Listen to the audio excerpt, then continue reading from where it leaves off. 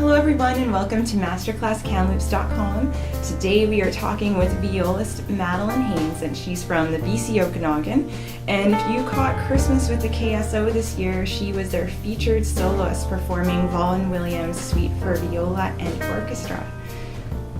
Hi Madeleine. Hi. How are you? I'm really good. How are you? Good. Congratulations on winning the award. Thank you. A lot of people might not know about this great opportunity that the Kamloops Festival of Performing Arts gives students, and that's the opportunity to perform with the Kamloops Symphony Orchestra.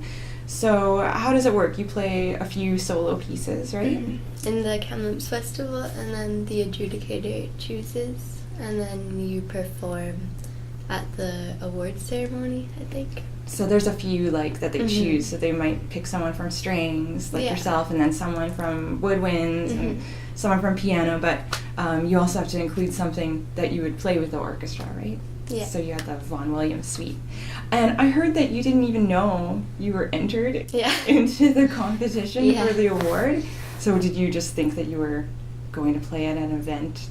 No, well, I knew that after, but I didn't know that my mom had entered me for festival to play that. And then you won. That's cool. So what was it like playing with the orchestra? Is this the first time you've ever done it? Mm-hmm. It was really different. It's like a different piece almost, playing it with the sounds, and it went really well. Did you get a few rehearsals in, or did you only get a chance to go through once? Yeah, we had 2 rehearsals before last night, so. Yeah. And then you have 2 shows, right? So an evening show and then the day after as well. Yeah. Was it different when you actually were on stage performing? Yeah, a little bit, because before we hadn't actually ran it through without stopping. So. Yeah. First time through. So viola is a pretty unique choice for instrument. Like most of the time, students are picking violin or cello. So what made you pick viola? Well, I did start out on the violin, but then I liked the sound of the viola a lot better because it's deeper. But yeah, it's kind of cool how I noticed when I was looking around on YouTube at different soloists on viola, they actually take some really famous violin pieces and some famous cello pieces, and you can play it because your instrument's kind of in between, right? Yeah. Yeah. Do you ever do anything like that, or? Yeah. Well, most of the music for viola is transposed from violin, so. A lot of it is violin pieces, but then there's a lot of cello too, like all the solo box suites. So. Cool. So you have a lot of stuff to choose from then. More repertoire than maybe just viola or violin and cello. I don't know, because for the RCM and stuff, there's not a lot of choices, I don't think, so.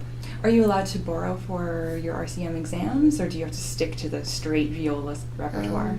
I think you have to stick to the straight viola. Okay. So you started with violin, but I know your mom said that it took her 3 years to let you play viola instead, right? And your siblings also play a lot of instruments too, right? Do you have a brother that plays piano? And violin. We've all played piano, but dropped it as we got on because strings is more fun together, right? Yeah. And you guys had a trio all together. Is it called the Aspen Trio? And that was just you and your siblings? No, that was my brother and I and my friend Amy. She played the piano, but she also plays violin. But then before that, we always had family trio, so. And lots of performances at different community things and stuff like that. And I heard that you guys had a great idea. You did a CD all together with other trios in the area, and you donated the funds to different organizations. So who was the money going towards then? It was going towards the hospital in Kelowna and Vernon, and also the music school.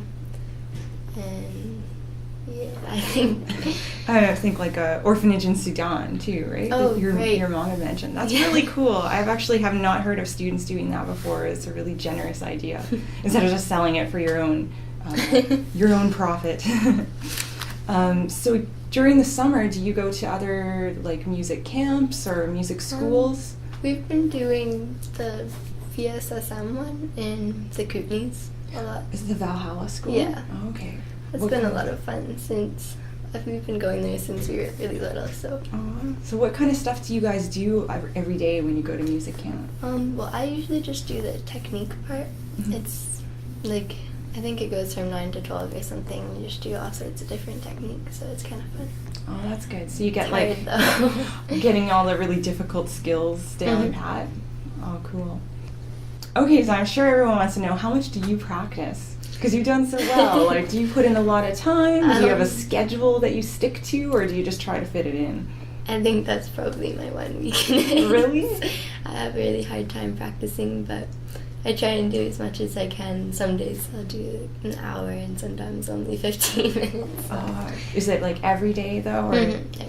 Okay, so at least dedicate to every day then. So for students that are like struggling with really difficult pieces, do you have like one sort of tip for them? Something that's helped you get the difficult passages down? Just practice slowly. Slow. I think that's the best. Yeah, it's hard to convince students to play slow. I hear people racing through stuff all the time, so practicing slow is the top tip then. Okay. So do you have any plans in the future for music? Are you planning to go to school, or do you just want to do this for fun? I have no idea right now, but probably I think going to university after. But I guess we'll see. So. All right. Well, congratulations, and thanks for speaking with us today. Thank you. We also have to give a big thanks to the Thompson Inn Hotel and Conference Center, who are letting us use their beautiful study to do the interview. Thank you guys very much. And if you guys haven't sat in on some of the classes that the Kamloops Festival does, look for that in February. It begins usually the 3rd or 4th week in February and goes through to mid-June. And you can watch all sorts of performances from students like Madeleine, and also classes in piano, woodwinds, dance. So you can pick up programs at music schools around town.